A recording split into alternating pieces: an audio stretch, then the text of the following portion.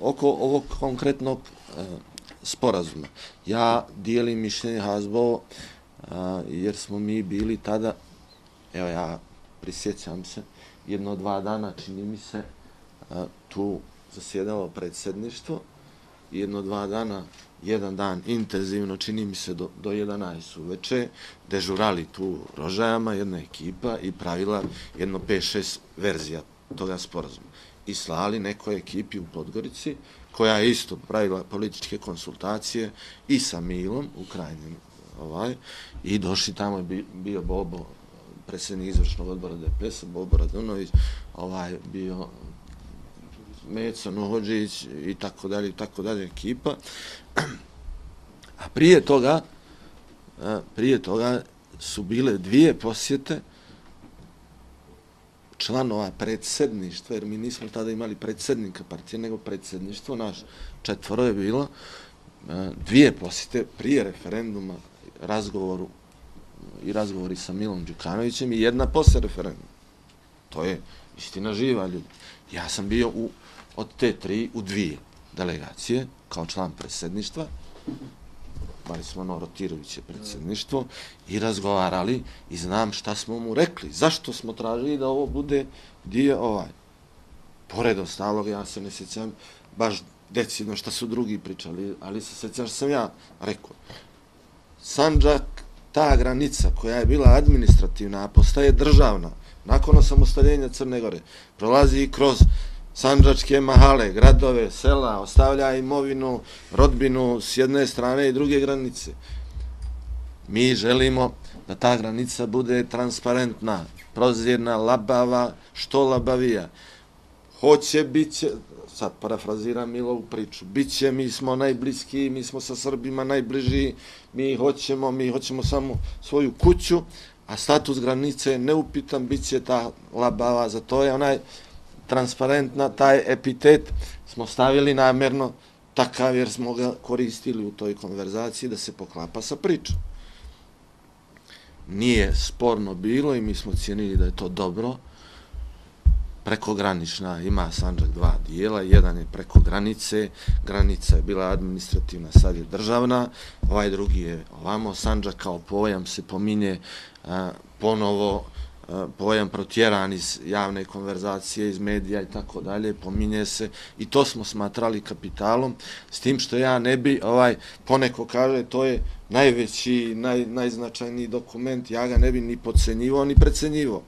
On je značajan u smislu političkog sporazuma 2 partije, u tom smislu, koje su relevantne, od toga jedna je bila relevantna kao državna noseća partija, ova među Bošnjacima, ali ne bi precenjivao taj značaj u smislu što to nije dokument nijedne institucije, nego 2 partije. Ali jeste politički, ima atribut politički. I sigurno je posle 13. odnosno 45. ukidanja Zavnosa, sigurno je najznačajniji dokument politički, doduše dokument sporazum 2 partije, u kojem se nazire vizija te regije Sandžaka. I ona će doći, ljudi. Pitali ste gdje smo mi danas.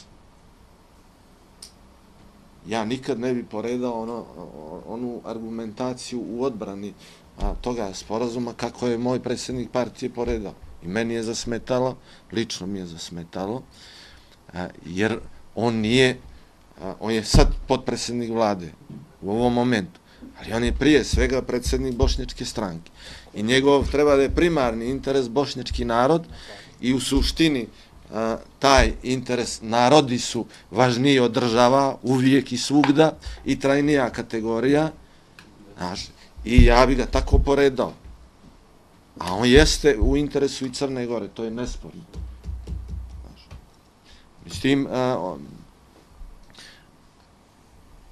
možda on stvara određene neprijatnosti nekom političaru tamo i ajmo da mi to ignorišemo.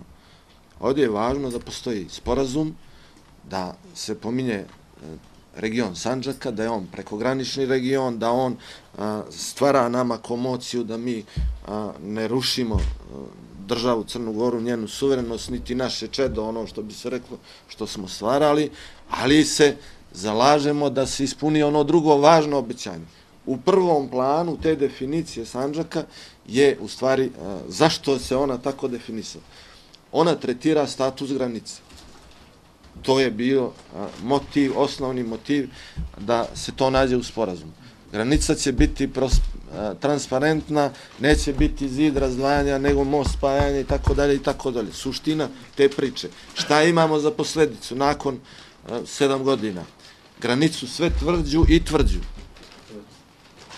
I ako ste pitali gdje smo sada, kod osnovne stvari koju smo željeli da uredimo dalje od onoga što smo imali prije referenduma, ali za to se dešavaju neki drugi proces. Sad to nije samo kapital dvije političke partije, nego i drugih koji podsjećaju, rabe tu temu, govore i on je vrlo zahvalna tema za edukaciju ljudi, za možda pravljenje političkih platformi budućih i tako dalje i tako dalje.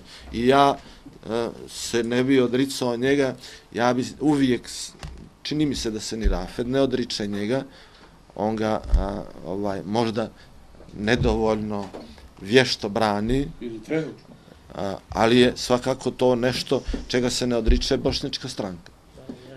I samo još možda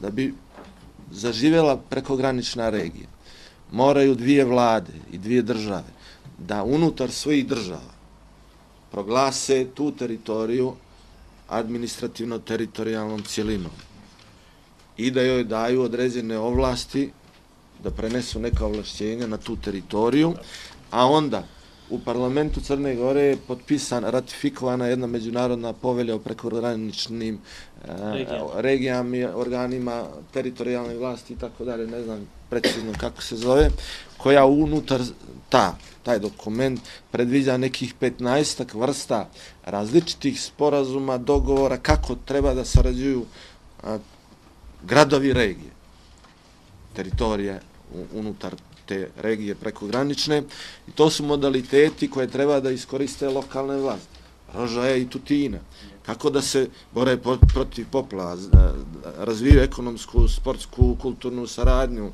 zaštitu epidemija, ovoga, onoga, ništa tu nema imaginarno daleko opasno za državu. To su sve stvari vrlo konkretne, korisne u interesu građana dva regiona ili dvije lokalne zajednice.